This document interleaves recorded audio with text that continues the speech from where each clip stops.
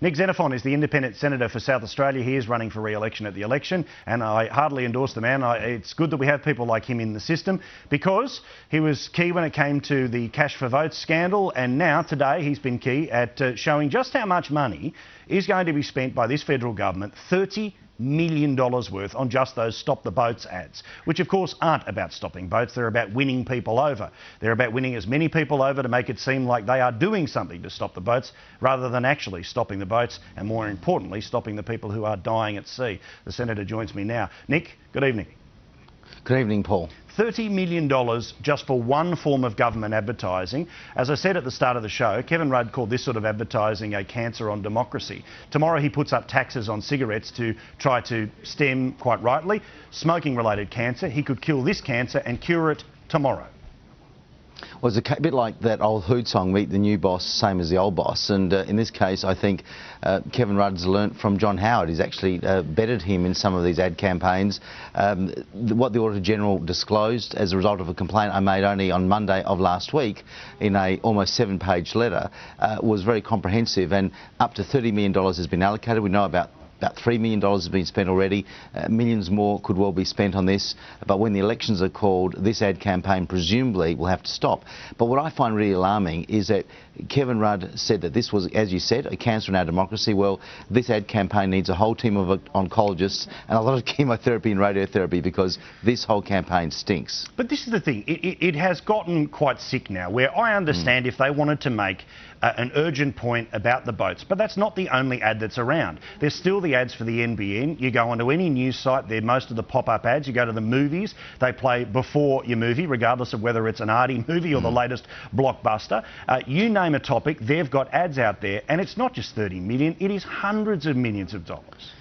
Exactly, and that's why when the Parliament comes back after the election, whenever that'll be, and maybe, Paul, you could tell me when it'll be, because I've got no idea. I thought it was September 21st, I now reckon September the 7th.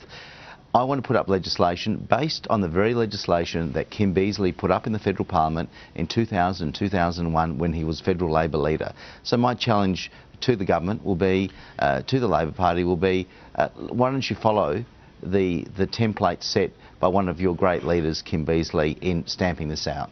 But let's be honest, the reason that this money is being spent, first by Julia Gillard and now not a cent of it being turned the other way by Kevin Rudd, is because the Labor Party itself needs this advertising to try and bludgeon the electorate, because once it's over to Labor Party money, they don't have the same amount of money as the Liberal Party. No, they don't, and that's why there is what Senator John Faulkner has called an arms race in terms of election funding, election campaigns.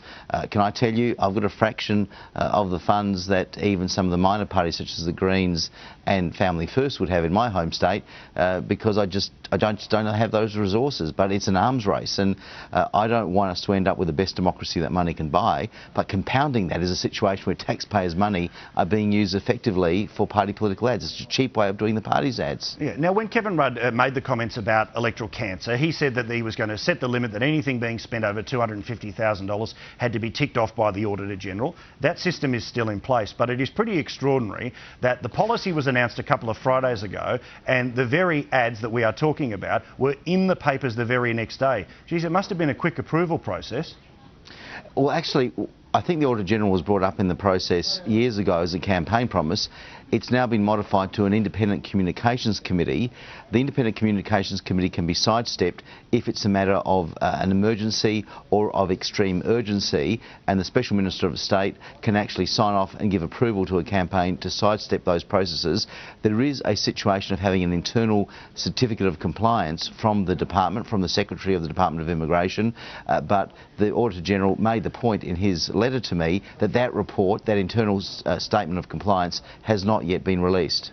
My belief is that in the calendar year, the third calendar year where an election is going to fall, because we don't have set dates, we have this nonsense where we thought there was an election date, but that was the exception to the rule with September 14. As I said, it was wrong with John Howard, it was wrong with Julia Gillard, and it's wrong with Kevin Rudd. My solution is nothing in the third year when it comes to taxpayer funds, unless it is literally a matter of national security where a message needs to get out, so say like the anti-terrorism ads. But what is the Kim Beazley policy? What is the mechanics of what you would want to have as our new system? Well, Kim Beazley proposed that where a law has not yet been passed, you need to be very circumscribed as to how the money is spent, and also you need to get bipartisan approval. So I think, Paul, your idea is a good one. Maybe in that year leading up to the election, in that final year, if it's going to be a communications campaign, an advertising campaign, you actually need to get the approval of the Leader of the Opposition, so it's genuinely bipartisan, so there's no hint or sniff of there being political advantage in what's being proposed. Well, I'm not going to let Tony Abbott off the hook here. When I've asked him this very question, he balks at the idea of any change to the system. His belief is, well, just trust us, we won't misuse it the way that this government's misusing it. Sorry, I don't trust either side of politics because it's just too easy. And I must say I'm very grateful to both the Liberal and Labor parties, because I'll be campaigning on this right up until election day, because people don't like this. So, you know, if they want to give me a platform, that's fine. If they want to take away a platform from me, then actually, you know, to use a three-word slogan, stop the ads. Yeah, I've got to ask you about something else that you tried to float this week, and I think it didn't get the attention that it deserved, which is that, again, if you have the chance to serve another 6 years, and I openly think that you should, we need people like you inside the Parliament. I think you and other people that are independents do actually serve a function, a very important function in this area, is that you want to change the laws so that people can't really hide behind the anonymity of nastiness on the internet. How does it work? How would a troll be held more accountable with a new law?